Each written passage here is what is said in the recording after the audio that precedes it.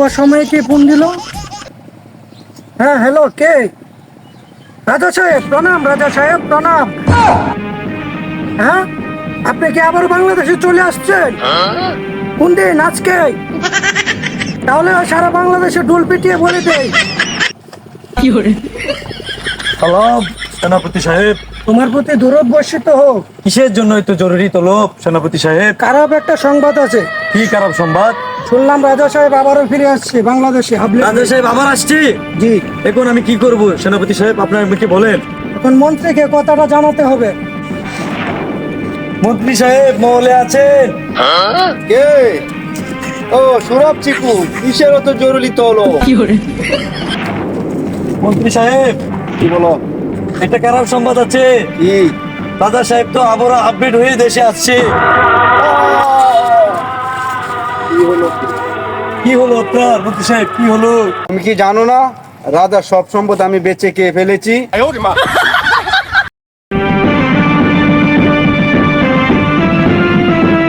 সালাম রাজা সাহেব।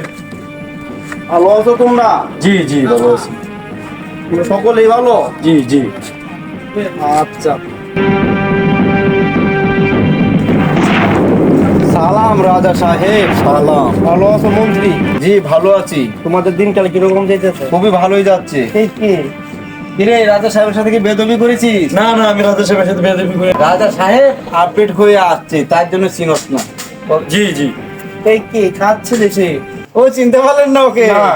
ও হচ্ছে সুরভ চিকু। ও অনেক বড় হয়ে গেছে, দেখা যায় অনেক বড় হয়ে গেছে তুমি।